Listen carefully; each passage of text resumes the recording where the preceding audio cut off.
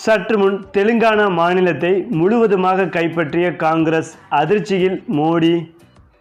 அதாவது லோக்சபா தேர்தல் இன்று ஏப்ரல் 19 தொடங்கி விறுவிறுப்பாக நடைபெற்று வருகிறது. இந்த தேர்தல் ஜூன் 1ஆம் தேதி வரை நடைபெற உள்ளது.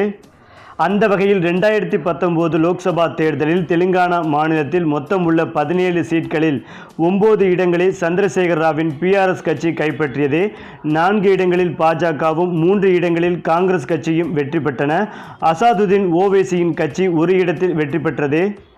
இந்த நிலையில்தான் லோக்போல் நடத்திய கருத்து கணிப்பின்படி இந்த முறை காங்கிரஸ் கட்சி தெலுங்கானாவில் 13 15 இடங்களை கைப்பற்றும் என்று தெரிவிக்கப்பட்டுள்ளது.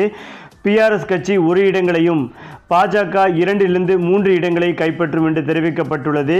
AIMIM கட்சி ஒரு இடத்தை கைப்பற்றும் என்று கருத்து கணிப்பில் தெரிவிக்கப்பட்டு வருகிறது.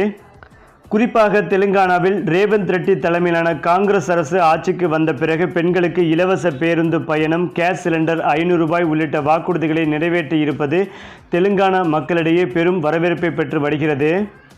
மேலும் தெலுங்கானாவின் கிராமப்புற பகுதிகளில் ராகுல் காந்தியின் செல்வாக்கு அதிகரித்துள்ளதாகவும் பட்டியலின மக்கள் சிறுபான்மையினர் மத்தியில் காங்கிரஸ் கட்சிக்கான ஆதரவு வெகுவாக அதிகரித்துள்ளதாகவும் லோக்போல் கருத்து கணிப்பில் தெரிவிக்கப்பட்டுள்ளது. அது மட்டுமில்லாமல் PRS கட்சியின் வாக்கு வங்கி மொத்தமாக காங்கிரஸ் பக்கம் திரும்பி உள்ளதாகவும் இதன் காரணமாக PRS கட்சி தெலுங்கானாவில் ஒரு லோக்சபா MP சீட்டை கூட பிடிக்க முடியாத நிலை ஏற்படக்கூடும் என்று லோக்போல் கருத்து கணிப்பில் அதிகாரப்பூர்வமாகவே அறிவிக்கப்பட்டு வருகிறது. அது மட்டுமில்லாமல் பாஜகவின் 10 ஆண்டு கால ஆட்சி பொதுமக்கள் மத்தியில் கடும் அதிருப்தி ஏற்பட்டு வருகிறது. இதனால் இந்தியா கூட்டணிக்கான ஆதரவு நாளுக்கு நாள் அதிகரித்து வருகிறது. இந்த லோக்சபா தேர்தலை பொறுத்தவரை இந்தியா கூட்டணி மாபெரும் வெற்றி பெறும் என்று கருத்து கணிப்புகளும் வெளிவந்து கொண்டிருக்கிறது. மேலும் சமீபத்தில் தான் தெலுங்கானாவில் தேர்தல் நடந்து முடிந்து பாஜகவை தோற்கடித்து தெலுங்கானா ஆட்சியை கைப்பற்றியது.